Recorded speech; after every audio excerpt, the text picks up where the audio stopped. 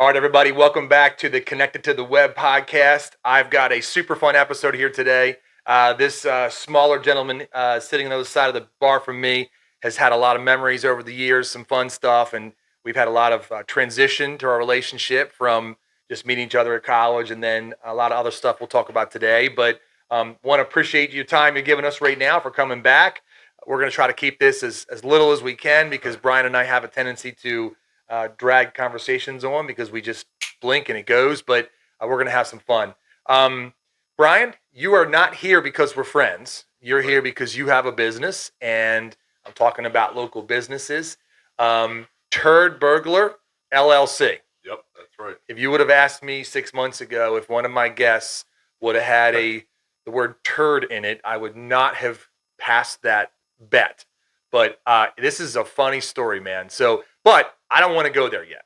Let's rewind. Unfortunately, more years than as I was counting this morning, I realized. But so we met in 1999.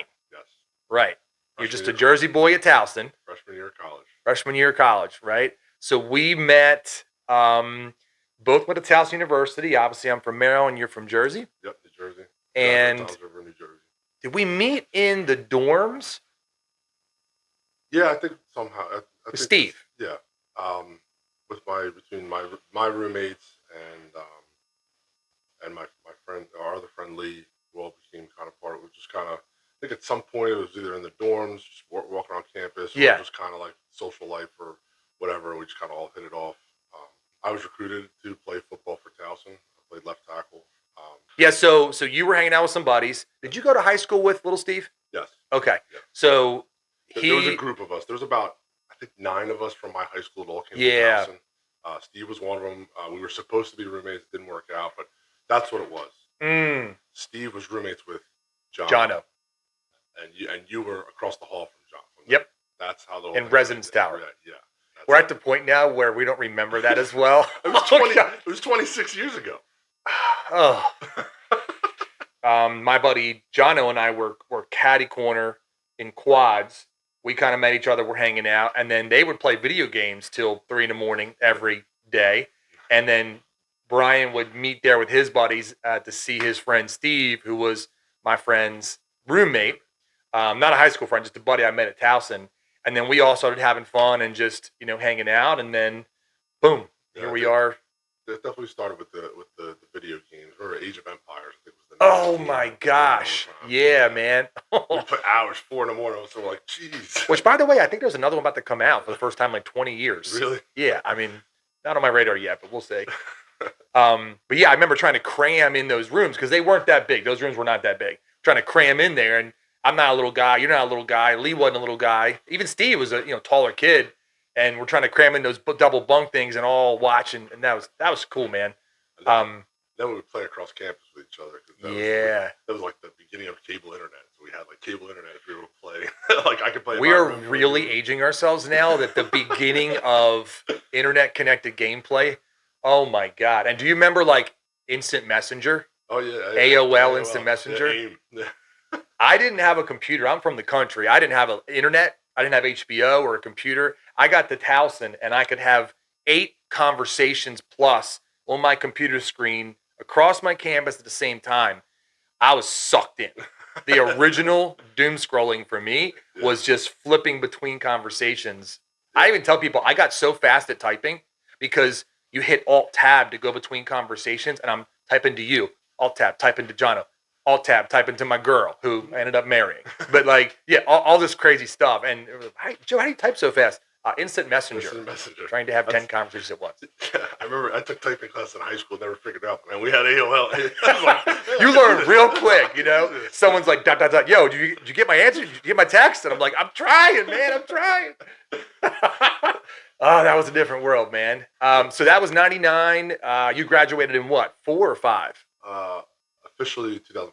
Okay. I mean, I was on the Van Wilder plan and didn't graduate. So I think I would have graduated in 4. It took me an extra year, and it was just because I was aimless. Like I really went to college to play football. I didn't really have a plan on what I was going to study, so I kind of was like, oh, I'll study this, and then I changed my major like 3 times or something. And didn't we all? Finally, like my 4th year of school, I went actually went to a freshman advisor. And I was like, here's my transcript. How do I get out of here? Yeah. And she's like, Where do you see the path? She's like, oh, you have enough credits in economics. If you took this many more, you can get an economics degree. I'm like, sign me up. Sold. To this day, my wife still, she always, you're smarter than you look all the time. Why are you so smart? I can't understand. I'm like, not really that smart. Does she think you look dumb? No, I don't think so. But I'm she just like understand. Like, she's like, I hope our kids are as smart as you. That you can do that kind of That's stuff. sweet. Yeah. That's sweet. I mean, like, I remember my economics, like, statistics class. Oh, I had that. Oh, that was rough. They had the computers in the desk. You remember that? They had the It monitor would pop up. It was underneath. It was a glass. Mm-hmm. You look down, the monitor was underneath. And the It was angled though to look up. Yeah, and the keyboard was underneath the desk, so the teacher didn't see that you were messing with the computer. So I played solitaire for the whole semester.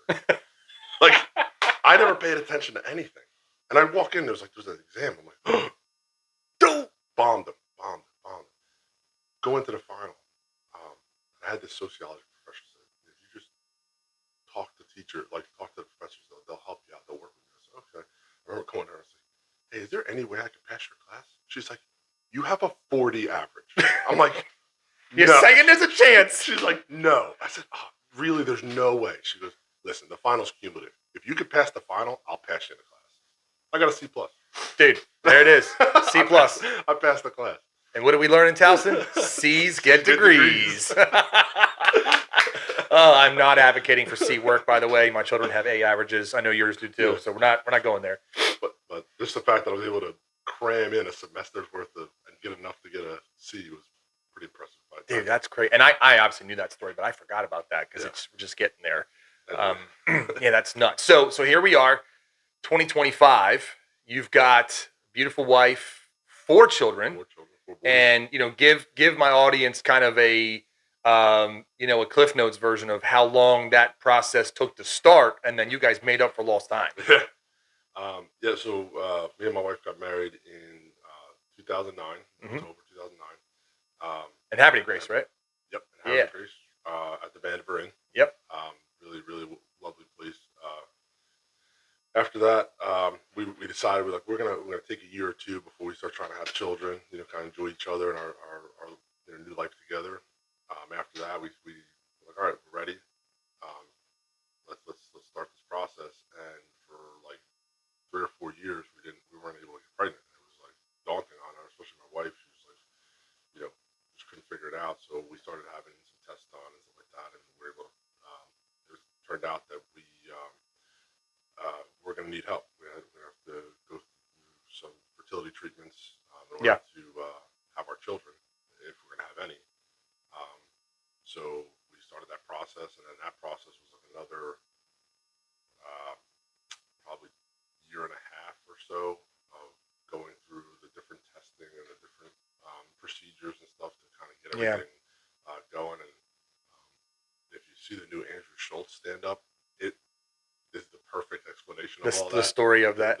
I haven't seen that yet. His story of the IVF. I relived it. I laughed. I cried a little bit. It was hilarious and emotional for me and my wife. We watched it like a week or so ago because it was like we did this. But in 2016, we had our oldest son, who will be 9 years old next week on Saturday.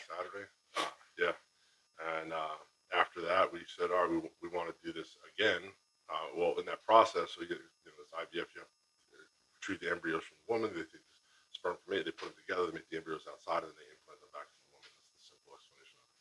So we had 7 embryos the first time. It took 6 of the 7 to get my first son. So we had 1 left. The process to get that was like so much, and we had to pay to. It's not free. To store the embryo and all stuff. So we ended up donating the last one for science research because we didn't know what the future was going to hold. Yeah. They didn't tell us our chances were 0 to get pregnant, but they were very low. So we thought we'll try on our own. So again, after he was born, we tried for a year or 2. Didn't happen. So we said, all right, let's go back to the doctor. And we did. The second time we got 9 embryos, and this time they had the formula down. The first few misses, they had to adjust certain medications, certain things.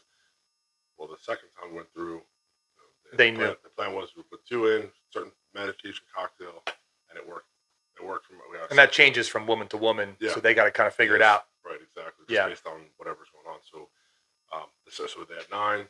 We put 2 in, same exact, cocktail of medications, and bang, we got my second son, Titan, who just turned 6 last month, and yes, the audience, if you're watching, this gentleman has a son named Titan.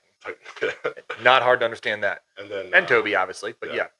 And then we said, all right, with 7 embryos left, we're like, we're going to just release one more time. Like, there's no way we can do that. So we tried one more time, same exact. I put two embryos in, same drug cocktail. We usually, every time we lost one and one remained. Well, the last time, the one that remained split into 2, and we got identical twins. Lucius and Elias will be 4 in May. So then we have 4 boys.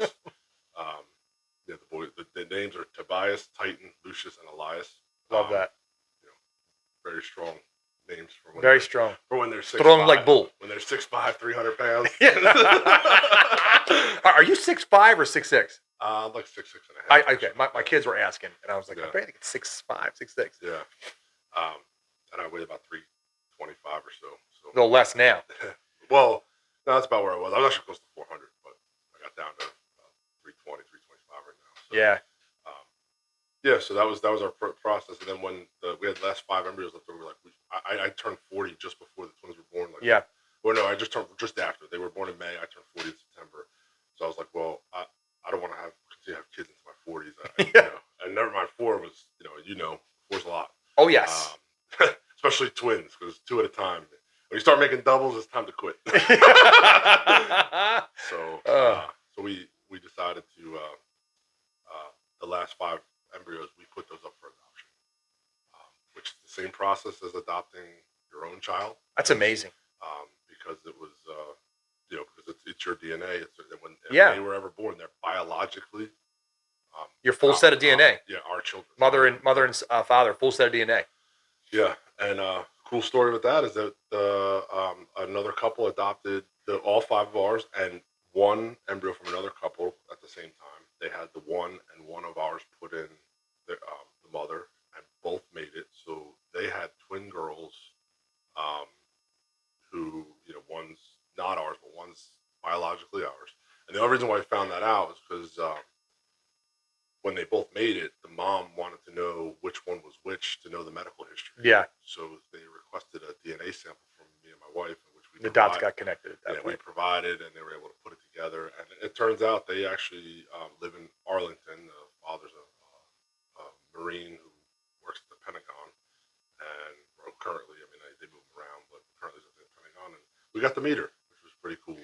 That is such a cool story. I mean, the fact that you and your wife had it in your heart to share something as sensitive as unfertilized embryos, that itself, it just is a testament to the character of you and your wife. And then fast forward to this new, oh my gosh, we may have another biological child who is someone else's child out there. And then you met that person. Like, it's got to be on Lifetime TV or something. What was kind of crazy about it was to see that little girl. Because I always kind of wondered what a girl would look like, because I don't have any. Yeah, 4 boys, right. I know she could have showed up 20 years from now and said, I'm your daughter. I'm like, yeah, you are. She looked like genetic markers were there. She literally looks like if someone ever dropped her off with a mix, they would be like, oh, you had another one? I'm like, yeah, I guess so. Because they all just. And you see all little people's, you see little mini-me's running around, so you can see the smaller version of yourself. As soon as I saw a picture with it of her, it was like, wow. Like, it was kind of an amazing feeling. Because it's like one of those things, like as the dad, you don't get the bond like the mom does with, the whole 9 months of carrying. Yeah. So you get the bond when you first see them. And then breastfeeding too. If the mom decides to breastfeed, that's a very intimate thing. Yeah. So when I first saw her, it was like immediately, like, that's my child. Like I had that feeling. You know what I mean? It was an intense feeling. But when I met her and I met the parents and we met her, it was like I knew then that they were the parents. It was like, just seeing the image was like, whoa, it was like a big flood of like kind of that first time when you first see the baby. Yeah. Kind of the same feeling.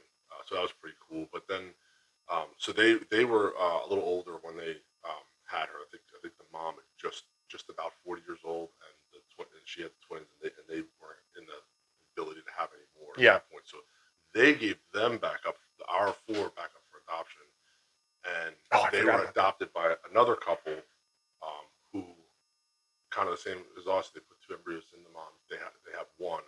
They also had a daughter. We never met them. We don't know anything, but just the adoption place. Like they told us about it. The reason why we don't know them is because we elected when we did it to have like a closed adoption because we had just had the twins. It was really emotional to give up the embryos. Like, so it was like, do we really want to know? You know, and at the time it was just better like let them, you know, if they make it in the world, let them make it, and we don't have to be involved in it. And this is the whole how we feel when we met them. But when we did find out that there was one and they did want to meet us, it was like, whoa, okay. And then so we did reach out to the other couple if they wanted to communicate through email or something like that, or share some pictures. That we were open to it, but they haven't reached out yet. So I don't know if they will. They may in the future. No, it's but, you know, understandable, right? Yeah. But they kept the last 2 embryos to potentially have a biological sibling to their first born. So man. So those emotions, I saw you guys go through those layers of emotions from the very beginning. Like, okay, we kind of had our fun, husband and wife fun. It's time to have a family, and then have those like start and stops, and then have to go to the doctors and say, hey, can you give me some help? And then the help worked, and then it was like Toby, and then Titan, and then the twins, and then I remember you call me that one day, like, I got something crazy to tell you, man. Like, I think there's a daughter out there somewhere. I'm like, that's a weird call to get. I can't imagine you getting the notification from the system like, hey, would you ever want to reach out? They're looking for, some genetic markers to help with their healthcare journey, which is a really cool thing, by the way. And oh man, that's just super cool. And I still maintain the fact that I think you and your wife are such amazing people because at any point you could have been like, nah, or I mean, even the embryos, Brian. Yeah. I mean, like, you know what? This is our thing. We're going to keep it to us, and we're going to close that chapter or door, right? But it's just awesome, man. I don't know if I ever told you that. I got so much respect for the decision you and your wife made. Yeah, we thought it was very beneficial to give them a chance in life. Yeah. If there was, just like I said, first time we lost 5 out of 6. Yeah. So what the likelihood of these last 5 making it, we didn't know. Yeah. So, but if there was a chance, we might as well let somebody who's struggling harder than we were, because obviously they can't produce some part of it, right? Any part of it. So at least to give a chance to another couple to have that same experience, and also give the rest of the embryos a chance of life.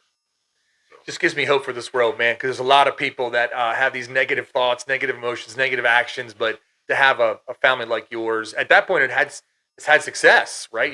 You got what you wanted. You went into the doctor's office and said, we have a challenge. We'd like you to help us with it. And they delivered. And then for you to have the heart space to be like, I want to pay this forward. I guess pay it forward is the right term to use. And yeah, I mean, that's just pretty amazing, dude. And, all those things kind of helped shape you into the man you are, the provider for the family. I know that you had an original career path and kind of took a little turn with the career path. Yep. You and I tried our hands in some real estate investment, had some great things happen, some crappy things happen, as we're self-taught. We weren't reading some YouTube video, although YouTube is awesome, just for the record. If the algorithm is listening, I love YouTube. But then let's have a conversation on how we got from loving father, wanting to find a way to support his family, to the Turd Burglar. Okay, let's do that. Okay. Yeah, man. So help me get to this point where you're trying to say, okay, what's the best way I can support my family? And the septic business came up. So kind of walk me through that, like that journey. So probably about a year ago, maybe a little more than a year ago, I started looking into, I was following a YouTuber who does she talks about like buying businesses or businesses that are dying, that are very essential to our that people are aging out of, and they have no one to leave them to. And blue collar, a lot of blue collar, I'm assuming. Blue collar stuff, because a lot of today's society, younger people don't want to really get dirty or work with their hands or do that kind of stuff. So, I started looking into some of these ideas or concepts, construction, things like that. I got an MHIC license, and I was like, I could be handyman, things like that. Like, I could do those kind of things. And I got the license, but I didn't really push that hard. I guess it wasn't really it didn't really appeal as much to me as didn't align with what you want to do. Yeah. I mean, I'm on handy. I can do the stuff, but it was like, I didn't really know how to go forward with that as much. And last May, I had my septic service system done, and it's really weird because I grew up in a city. Like, I'm not a country boy. I didn't grow up like I always my entire life until I moved to where I'm at right now. I had public sewer and water, Yeah. like always. Um, so I had no idea. We actually lived in my house for 5 years before I realized I was supposed to do something with the septic and actually get it serviced. I was like, oh man. Yeah. I was like, and I remember when the same guy I hired to come clean it out. I was like, man, how is it? I've been here for 5 years, never got serviced.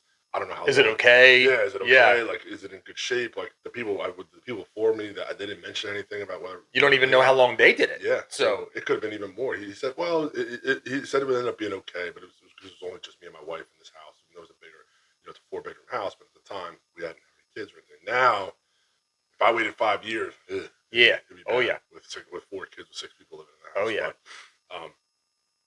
But, so anyway, the idea of it, I was like, well, I don't know. This seems like something that there's not a lot of people doing it. And it was one of the businesses that was highlighted on that YouTube thing. So I looked at, so I started doing a little more research into it, and her more to, like, instead of starting from ground up, like, find something that's already established and offer to buy them out, or that kind of thing. Someone who's like be close to retirement. Well, the guy who's been servicing my system for years, I had called him to service it again, and I see him, and he's an older gentleman. I looked at him, like, white hair, whole deal, and I'm like, he's got to be as old as my dad. And he's still, like, driving his truck and pulling these hoses and doing all this stuff. I'm like, in my head, I was like, why is he still doing it? Like, Interesting. why hasn't he left it to somebody else? Like, why is he still the one physically doing everything? It's him, and his wife would ride with him for conversation. She didn't really get out of the truck. She just, I guess, when they would drive around, just to kind of spend time together. That's kind of cool. I didn't know that. That's kind of neat. Yeah, not every single time, but probably a few days a week that he goes out, she rides with him, and she takes the phone calls and fills out the paperwork. So he doesn't do that part, but I a couple months after that, I called him and I was like, well, I actually talked to his wife. Her name's Pat. I said, hey, Pat, I introduced myself. I said, you guys been servicing my tank for years, and I kind of noticed that John is getting a little older, and was wondering if you guys were looking to retire and maybe get out of the business. And she's like, well, what do you mean? I was like, well, I want to see if maybe I can maybe buy your business, or buy your truck, buy your stuff, and kind of so you guys can retire. And she's like, well, we don't really want, like, John's not ready to retire yet.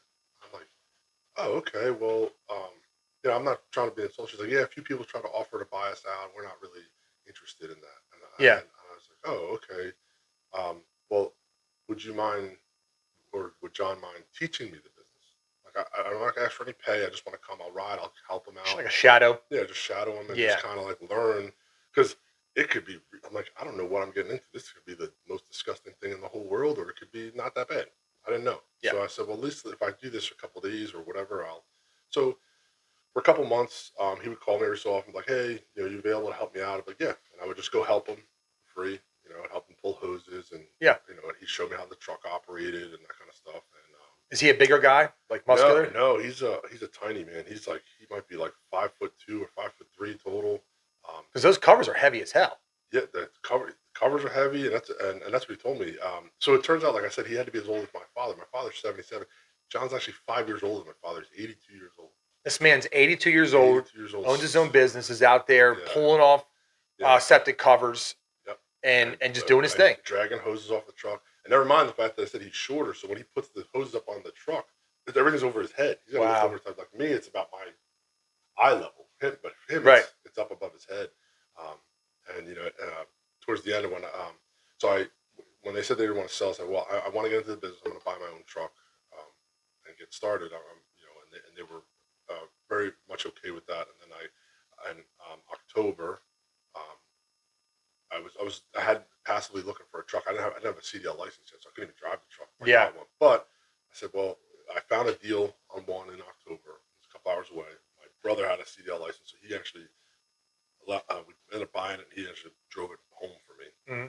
Oh yeah, because even if you get title, you can't get on the road and come home. Right.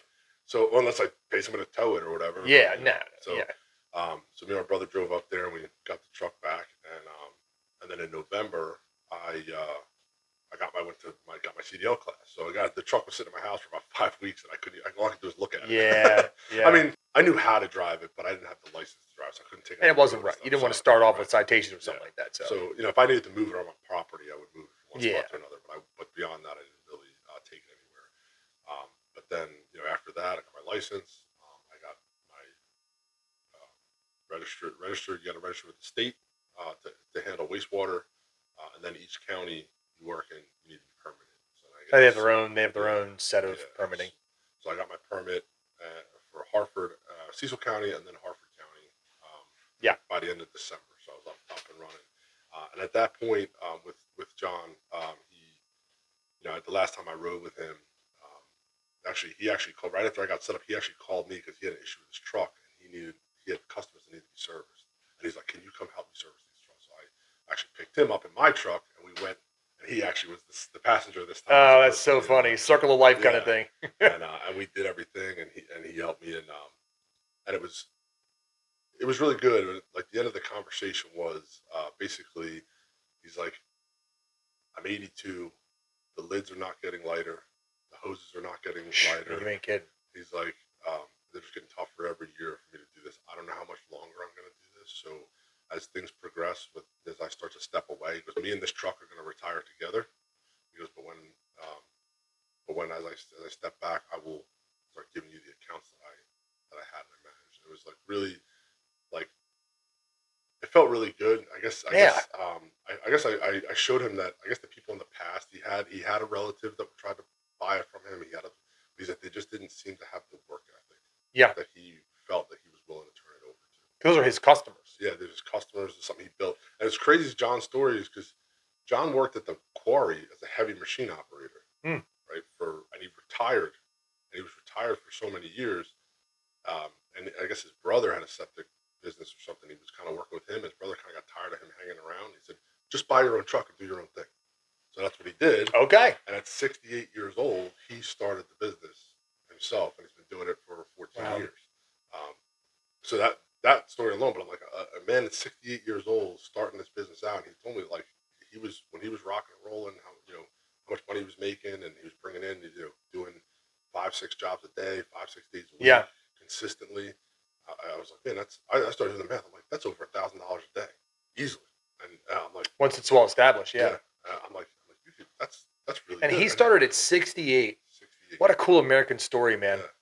So the fact that now he's like, all right, well, I guess life is maybe starting to catch up to him. He does like working. He likes driving and stuff like that. So I think that's the hard thing. It's kind of like I guess being like a professional athlete. Like when you come to the end, you hit like 40, and you're like, I could still do this, but I don't know. And I think that's where he's at. Like I think I could still do this, but I don't know if my body can keep up with it. You know what I mean? But you have a passion for it, whatever it is. Not saying you have a passion for poop, but just a passion for working and helping people and earning money. His body will stop before his heart and his brain and his passion do. Yeah. So I got started. Like I said, the week before Christmas, this past Christmas, 24, that's when I got my permits. John had called me, get a couple jobs in that week of Christmas, which was great. And I learned a lot very quickly because this was one of the coldest winters we've had. Yeah. And I've never really done this business before, so having the truck. Not every job's going to be bang bang in and out, perfect. Yeah. Like that's just the way the world goes, right? So exactly. And the idea of how cold it is, like you don't think of these things like when you have a normal like job at a building. Like, oh, it's just cold. I got to warm my car up a little earlier before I leave for work, so I can have heat on. Or I have to wear an extra hat or something like that, or scarf. You don't have to worry about the poop freezing in the pipes on your truck because you didn't open the valve last night, right? Wow. And that happened like the first time because I hadn't used the truck. I hadn't used it. I hadn't done anything with it. But at some point, I kind of, just to kind of learn the truck, I pumped out and filled my own septic tank just to kind of, learn to practice. Literally. Right. Yeah. Well, I guess I didn't get it all off.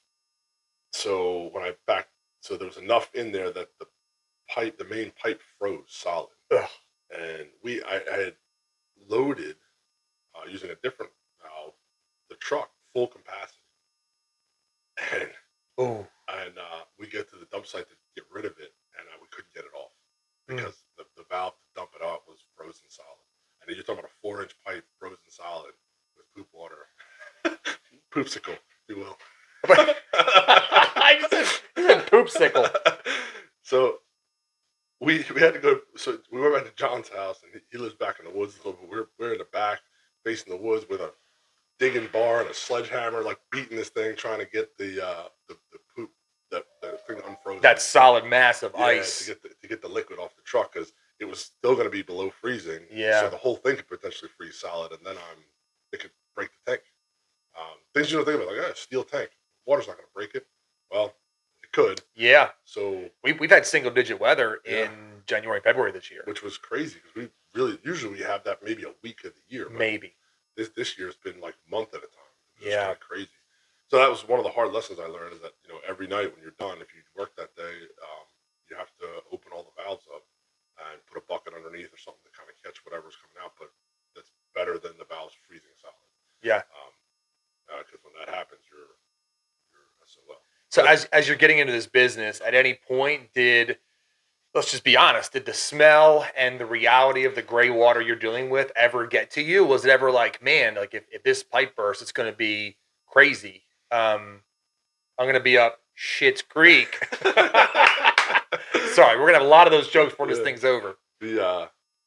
So like I said, initially, and I had an RV, and we went camping a couple times. So RV. If you ever did that, and dealt with dumping the black water, gray water tanks, it's basically the same concept. It's not, now I guess the difference is that, in the RV, that's yours versus somebody else's. Yeah. That could be the main difference. Yeah. So you got to wear some, gloves and stuff like that. But the smell so far, I have not gotten into a smell where like it was completely gross. Also, mind you, I live close to a mushroom farm, which the smell You're of desensitized. The fertilizing farm fields now that I live near, like that smells way worse. If you ever been that seasonal smell is rough when I come to visit. Yeah. Woo! When they're fertilizing liquid fertilizer all over the farm field, like that smells way worse than any septic tank I've opened so far. And I say so far because I haven't, who knows? Yeah. I've heard, I offer grease trap pumping service, but I haven't done any yet. And I've heard the grease traps smell way worse than septic.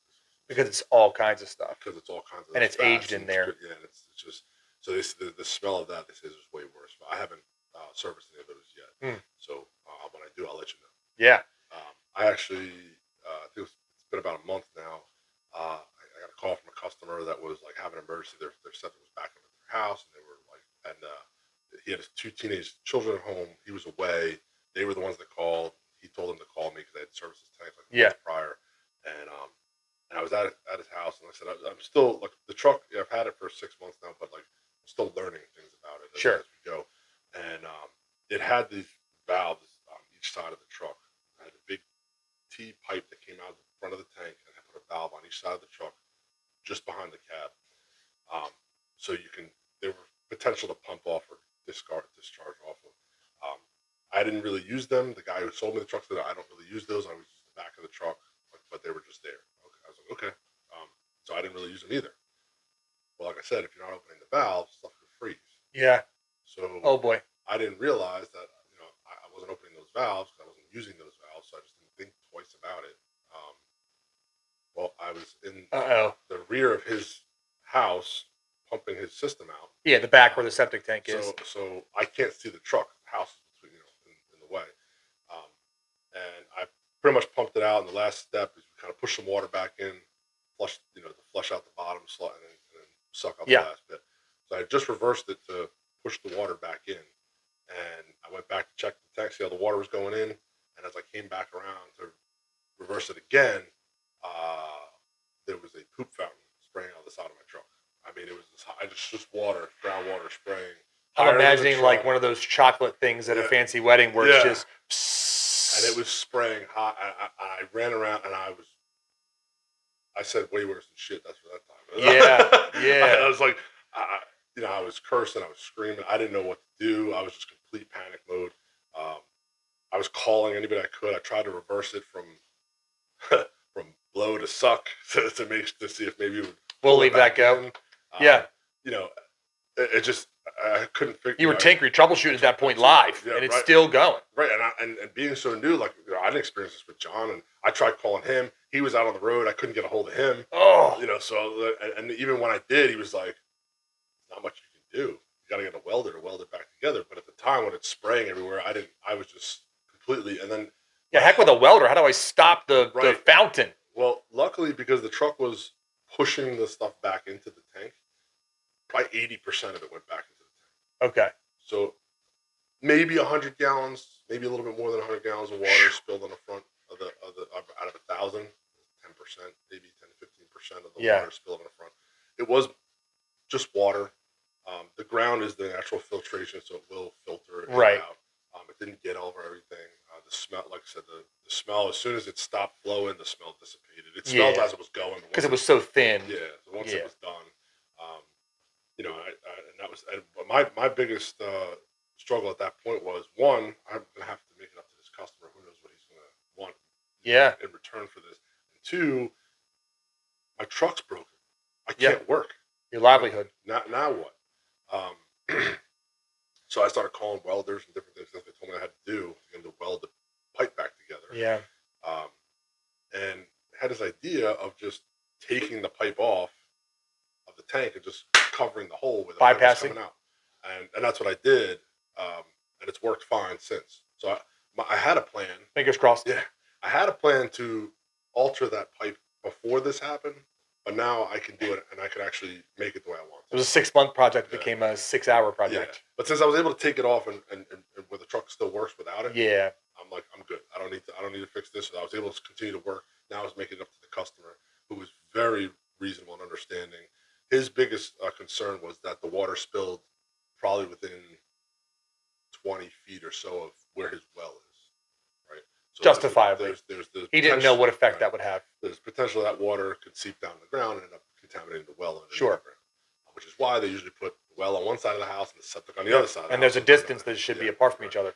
So that there's no chance. And that makes sense. That's logical. Yeah. So I offered whatever he needed to get it taken care of, whether it be with testing the well, get it treated, whatever needs to be done. I had a friend of mine who does well inspections to come test it.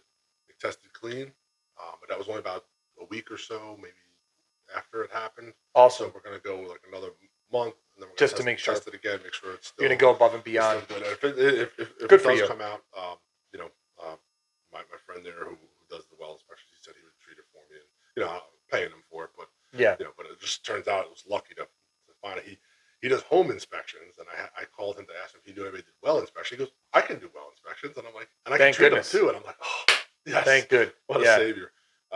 So that's great. You're making it right with the customer. Yeah, because I definitely felt bad. Like I said yesterday, I had another job where it's an older system and a small little cleanup work, which is not common these days, but in the old systems, it's the way to do it. Okay. And I wanted to find the main lid to open up to really clean the system for him. I kind of told him we dug for a little while, we couldn't find it. And I'm like, I don't want to see her dig your whole yard up. Yeah. I'll pump it out of here because that's what it was. A son doing it for his parents. His dad just wanted it done. Okay.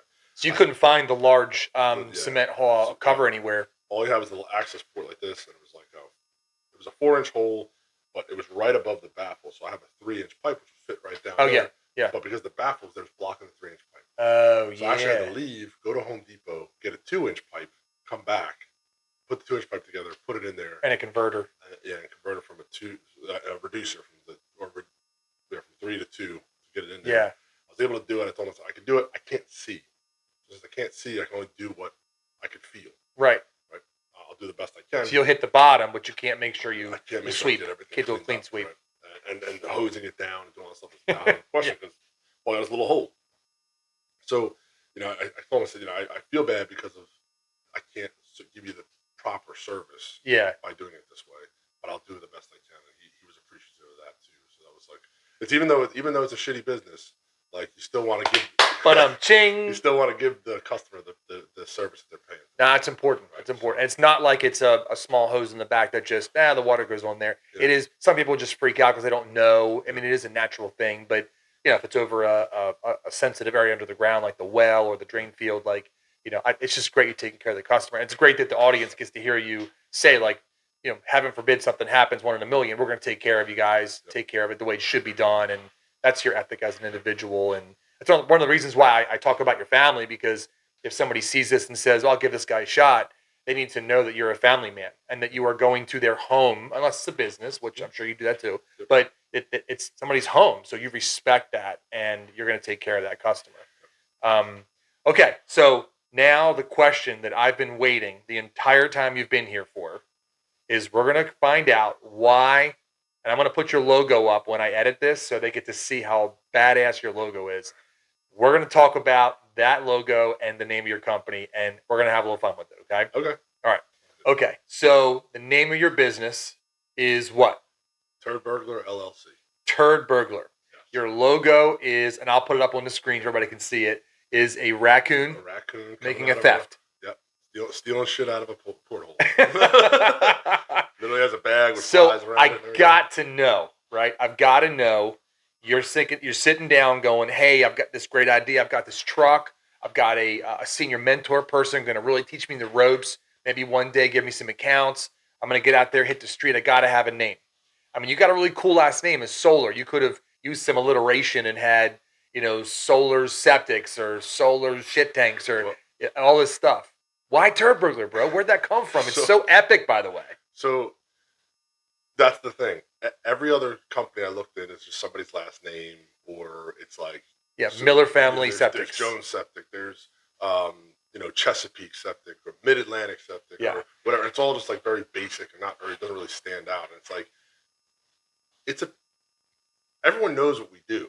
Like, if you're in the septic business, like like people see the trucks, they know what that's a shit truck. Like, they just know. Like, right? Yes. So why not have fun with it? So when someone sees it, it stands out to them. No one looks at the septic truck and goes, "Oh, I should call them." But they see the Turd Burglar truck and they go, "I should call him."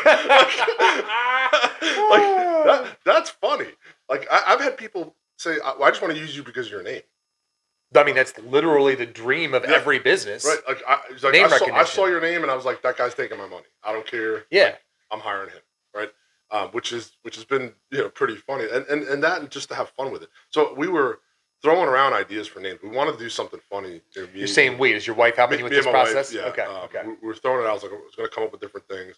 Talked about, like, maybe the poop pirate, poop That's patrol. right. You told me the poop pirate was on there. Just different things to try to be funny with it. And actually, another friend of mine, who happens to be named John, not the same one, he had joked with me about, actually, me and him were bouncing names off each other, and he was the one that threw out the Turd Burglar. And this guy John, by the way, is hilarious, just naturally. He's like, "Oh, you should just call it the Turd Burglar." Like, I'm like, and as I kept trying to go away from it, I couldn't. I was like, "That is." Kept coming back funny. to it. I was like, "That's just too funny." So shout out to John. Yeah. So I tried everything to play with it, and I was like, okay, now marketing it could be easy. It's the Turd Burglar. Like, it's it's funny, it's catchy, all that stuff. So I started, in my head, I had an image of, like, the Hamburglar from McDonald's. So, like, the guy with the striped suit with the little sack and all that stuff. The thief. Yeah. So I was, like, playing with that idea, and another shout out to my brother Mike, who was like, "No, you got to make it something cute and relatable to kids." He goes, "Because it'll stand out." I said, "What?" He goes, "Like an animal, maybe a raccoon." And I went, ding, like. So I started playing with the raccoon idea, and we came up with this, like, real cartoony raccoon who looks like real cool. It was AI generated initially. Yeah, whatever. But I had AI do a couple different things. You're not going to sit there and draw your hand. Yeah. Why pay someone to graphically represent your idea when you can freaking go on AI? Yeah, so I had AI do a couple different, the Hamburglar kind of idea of a person. Then I started doing the raccoon, and refined it down to somewhat like what my logo is. Then I had a graphic designer take it and kind of make into the logo. Make it into the logo. Like, he added a few features to it, and then actually it's evolved again. It's a little different on my website. I just got a new slightly newer than the original rendition, but they're both, it's basically the same exact raccoon, just slightly different. And the idea is, as I play with it throughout the future, would be to dress that same raccoon up in different themes, different outfits. Put him in Cousin Eddie's bathrobe with the hose, saying the shitter's full. Oh, that's exactly what I thought when you first told me, because that movie's a classic, right? And National Lampoon's Christmas Vacation, by the way. And have Cousin Eddie out there, with the music and the pump. He's like, shitter's full. Like, that's what I thought. And when you said Turd Burglar, I thought that. And then when I saw that raccoon, man, it's so good, Brian. Yeah. It's so good. So having fun with it, maybe dress them up like a pimp. They're like, pumping ain't easy. Pumping ain't easy. And my wife, she's pretty good with, very crafty and artsy. Super artistic, she came up with a bunch of things that we haven't yet put in. We want for T-shirt ideas or merch or whatever, or swag. Yeah, she had one makes it look like the vote, your vote matters, but it's your fecal matters to us. It has a little raccoon sitting on the truck. Or just I just voted, or I just had my fecal found. Oh God, that's so good. Straight flush beats a full house. Oh my! With the raccoon sitting on a toilet, just have fun. Straight flush beats a full house. Shut up, dude. God, you could end up making some money just selling your merchandise, bro. We need to get this out. I've actually had a few people ask me when I was getting bumper stickers or T-shirts. Yes. And I was like, I got to do it now because I've had more than one person ask before. Can you imagine the first time you roll up to a red light in your area and some guy's got a Turd Burglar bumper sticker? Instead of, dude, shit happens, bro. Well, if that goes viral, I want 10%. But yes, dude, anything. Another one my wife came up with, her T-shirt idea was the Maryland license plate, but the license plate says SHT, the number 2, and then go shit to go. There's no way that's taken. When you call Maryland, some woman's gonna be like, what do you want your letters to be, sir? And they're gonna go, what? Well, and also, for her car, we thought about turning it to the Turd Queen, TURDQWN. No, I'm thinking like Ghostbusters, where it's Ecto 1, Ecto 2, but the Turd Queen, does that make you the Turd King? Yeah. Okay, you're like, one in Rome. Well, I'm the Turd Burglar. Well, actually, I call the truck the Turd Burglar. That is so that's when I put it on Facebook and stuff, I always take pictures of the truck and my social media, and I'm like, hey, look at the Turd Burglar. It's always the truck. Yeah. Then it is me. Because the truck's doing all the work. I'm just flipping. What's that phrase when you're trying to put someone in their place? You're like, you think you're king shit? You know what I mean? There's one for you, king shit. Yeah. Dude. All right. So, on a serious side, this is a new business, right? We're recording this in March of 2025. You're trying to get your name out there. Anybody that remembers this name is not going to forget it, which is super awesome. The logo's rememberable. It's cute. You're going to have merchandise at some point. So let me ask you something I asked all my guests. What's the perfect customer for you? Kind of a layup, but what's a good customer for you in your business? It's really simple. It's anybody with a septic tank. Literally anybody with a septic tank. And how? It could be a business. It could be a resident. It could be commercial and residential. Commercial, residential doesn't matter. You just to let people know, you need to get it serviced every 2 to 5 years. I was going to ask that question. What is the general time period for a larger family? A shorter period for a couple? Maybe a longer period. Yeah. Okay. If you just have 2 people living in a house, 3-bedroom house, you could probably go closer to 4 to 5 years. Unless you have any issues or you feel water slowing down or something like that. A family of 6 like mine or yours, I would say at least every other year. Every 2 years, every other year. Every other year, every 2 years. Because you don't want to happen. Yeah. What happens if you don't do it? Yeah, because I've already in the past couple months had a couple people call me in a panic because they had a blockage and it wasn't draining properly. And then when it doesn't drain properly, it comes out through the shower, it comes out through the sink, it comes out through the places you definitely don't want that. Nobody wants that water coming out. Usually you flood your basement with septic gray and black water. Basically, you don't want that. So just to stay on top of it. Now, do you have any kind of system to help somebody out who's a customer of yours on when, almost like a little sticker at the oil change, see you 3,000 miles? Have you developed that yet? I haven't fully yet. I'm working on so I've been collecting every time I service a customer, I collect their email and I let them know the reason why I'm getting their email is so that in about 18 months, I can send them a notification. Hey, it's been 18 months. Just a reminder. Not necessarily, hey, you have to do it, but hey, it's been 18 months. You want to start thinking about it soon. Hey, it's been 2 years. Yeah. Right. So that's a huge value. I mean, who remembers those 2-year appointments? Right. Exactly. Because it's not like, hey, I'm doing this every year or whatever. Yeah. Another idea I have not figured out how I'm going to implement it, is potentially putting like a service plan or that in place where you just kind of set it and forget it. If I service your tank today, I put you on the service plan, you pay a small amount every month, and then when it's due in 2 years, I would just automatically send you an email saying we're going to be in your neighborhood this day, we're going to service your tank. Oh, that's great. Because I don't have to come in your house, or you don't have to even be home for me to service. That's a great point. You don't have to be home. Because everything's outside. Everything I do is outside. The only thing that is nice for me to have is a place to hook up to a hose, so I can wash everything down. Yeah. So that's why sometimes dead of winter it's tough, because people have their hoses turned off on the outside. But beyond that, everything's outside. Okay. So you don't have to be home. Just, hey, it's your time to do. You've already paid for it. There's no need for you to be home or do anything, or even pay us. You've already done. That's a great idea. So you're working on that now. I'm working on that. How I'm going to implement it, and what it would be, and how to okay. I got some processes. Like I said, it's still very new. I only had my website up a couple weeks ago, which is what's the website? Say that for us. It's turdburglarmd.com. MD for Maryland. Okay. MD for Maryland. Yep. Not the Turd Burglar doctor. That's funny. Okay, so that was a layup for kind of customers. If you're in the county and you're not on public water, right? That's this layup. How about businesses? Are there any other businesses? Like, I'd imagine builders would be a good connection for you. Just someone to know who you are. Maybe realtors, property managers. Okay. Because people who manage properties, their own septic systems. So the state, I saw a thing, email a couple weeks ago.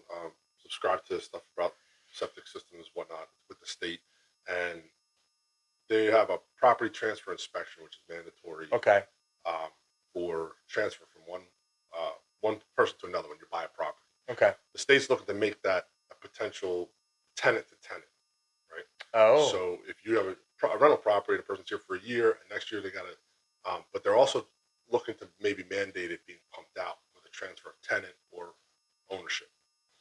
So that's why property managers and realtors would be good, because they would, they need those services when there's transfer. They need those services when stuff's being transferred. Okay. Or whatever. It's a good thing, because if someone's living in a place for a year or so, the new people coming in, they don't want to be responsible for the system backing up for something the tenant before did. Perfect.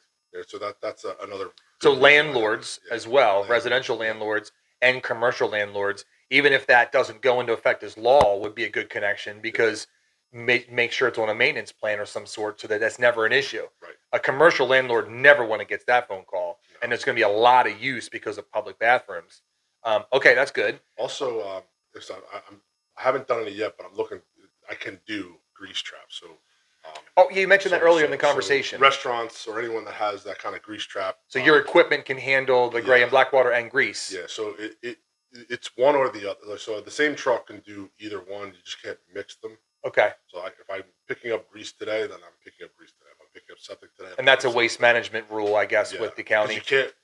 If you mix them, it has to dump as grease, and grease dump is more expensive. Yeah. Right? Okay. Than disposal wastewater. Because wastewater is the natural thing. It goes into the system. They filter it out. They do their thing. They treat it. Grease is a different animal when it comes to treatment and doing all that stuff. So I didn't know that. Okay. So they charge. So any restaurant or commercial owner itself, not necessarily from a landlord perspective, but from if you have grease. Yeah, if you have a grease trap that needs to be serviced, and usually they need to be serviced quarterly. So okay. If you go more than that, they'll bog down, and you can have and a grease trap is something in the ground. Instead of a restaurant having a service on a small container, if they have put a bigger container in, they want to get that. And that's a quarterly thing. It's usually outside, same way. And it's usually bigger. Maybe it's like 300 to 500 gallons. Okay. It's not like, you're not talking about a little trap in your No. Yeah. You're talking about like a big, commercial, big restaurants. You know what I mean? Well, that's a great connection. Hopefully anybody watching kind of knows anybody and knows a connection for our turd burglar friend here. Okay, man, we're going to wrap this up. It's been so awesome just kind of seeing you, as one of my closest friends, transition to this business, and the pride with which you do your job. And it's like a micro dirty job things, like he put a feature on 15 years ago about jobs that are so important to America. And then to see you go on that journey, find a YouTuber that said, hey, there's these industries that the country needs. They can't just go away, but there's a diminishing amount of interest. And to see that process form out into your business is so awesome. But something on a non-business side, I ask everybody that comes on my Connected to the Web podcast. Hopefully you had a little time to think about it. I did kind of warn them ahead of time this time. The superpower, you know, Marvel's a big part of our lives and our kids' lives because we're part nerds. We got boys. Not that girls can't watch it too, but it's just in their lives, and it's been the Marvel movies have been, you know, for half of our lives now, part of it. But you know, some of them have origin stories where they don't know their superpower yet, so it's okay if you haven't discovered your superpower yet. That just means we're inside of his origin story. Right. But to kind of close the podcast out, Brian, what do you think your superpower is that makes you special in the world? So even though you did warn me, I still couldn't narrow something down. But my wife says I could talk to anybody, and I think that's true. I can concur. And even though you know the presence I have in a room, being 6'6" and 300+ pounds, like, most people would find that intimidating initially until I start talking. Because when I talk, everybody's back to normal. I've witnessed that, and they understand that I'm not a mean guy. I actually enjoy people. I enjoy making people laugh. That's why I created the name for this company. And I've actually never really participated in social media before, but now that like I've had the accounts, but I never really participated in them. But now that I have this business, it's like fun for me because I know I'm making people laugh, even though I can't see them laugh. Like I think it's fun, and it's bringing people down. And I enjoy people. So is it fair to say your superpower could be making people laugh? it could be. I mean, I've known you for almost 30 years, bro. Like that's part of it. And I will admit, as someone that's known you and been in a room, walked in with you, that there is that's a big guy. You know, like, he's tall, you know, and you got broad shoulders and your voice is low and you might hear someone, oh, hey, I'm Brian. But then when they stand next to you, start talking, man, like the jovial personality, you know, you're just a good person. Like, it's not like you're this mean individual, but it does have that intimidation factor until they know you. Yeah. Maybe that is your superpower, man, making people smile. I think so. Hopefully. Awesome. Awesome. Brian, thanks for coming here, man. I know that being on a podcast is not something you do every day, but I'm so excited to get your name out and have people be exposed to who you are as an individual, as a family man, a community member, living in Cecil County, working in Cecil and Harford County, even though you're from New Jersey. You're a transplant, but you're a Maryland boy now. You've been here longer than you've been without it. That's true. And I just love the fact that you've got this awesome American story, buddy. And I'm so proud to be a part of that. And kind of, if my goal is that you get one person that says, man, I saw you on that podcast, and then I looked at your website. Dude, you are hilarious. And by the way, I got a septic tank. Can you come help me out? Like, I hope that happens, man. I really do. I appreciate it. I'd have Turd Burglar on Facebook. Turd Burglar MD on Instagram, turdburglarmd.com. IG. Yeah. I'm on next door if you're local to the area. There's a Turd Burglar account and plus my personal account on there under Brian Solar, Brian Paul, I think. And we'll put that in the description of the YouTube video so you can see those links and maybe jump in those communities and you'll get to see some of that humor Brian's talking to you about. Yeah. I've had some fun with it, making a couple of reels or putting some silly pictures up or whatever. And it's fun because it's not something people do every day. So, I enjoy it. And who doesn't like a joke that has the word shit in it? You know what I mean? It's just hilarious. Yeah, and I'll put reminders up there too sometimes. Like I think I said, one of the ones like, hey, it's been 2 years since you had your septic talk, or you don't remember, it's time. So if you don't remember, it's time. I like that. I like that. That's a good marketing shirt. Another thing I learned, I meant to mention earlier, is that like the other thing with this business is that like 70% of the country is on on-site wastewater management, which means septic tanks. Yeah, non-public. So you think like that's another part of this business that really got me into it because there's a big market for it, and most of the people doing it are starting to age out of it. Like my mentor, John, like we said, right? I looked in, unless they're really big companies, like really big ones, most of the guys that are running 1 or 2 trucks are, older, 50s, 60s, 70s, and they're going to have to resign and there wasn't a line. So much so that when I tried to get my permit in Hartford County, the division didn't know how to do a new permit because no one's applied for a new permit. It's so infrequent that they didn't know how to do a new permit for your business. All they were doing were renewals of the permits that already existed. Wow. So That'll woman, tell you. Now, granted, the woman had just started that position, the guy who Still. had before retired. Still. But still, the fact that it was her position and she didn't know. She had to do some research. We had to work. She's like, please forgive me. And I'm like, it's okay. I told her it's actually a good thing that you're having a hard time because that makes business going to be better. Not as much competition. Yeah, the competition is starting to fade out. So that's the other really big thing that I'm excited about with this. Awesome. Well, we're going to give you a website, all the socials, and contact information for Brian. We'll obviously have some little fun. I think you'll see Brian again. If you're a part of my personal network, you're going to see Brian in some stuff because our kids are the same age. But please reach out to the Turd Burglar, the king of shit himself, Brian Solar. Hey, man, I want to thank you very much for coming on here. Everyone that comes on, I tell them you're now connected to the web.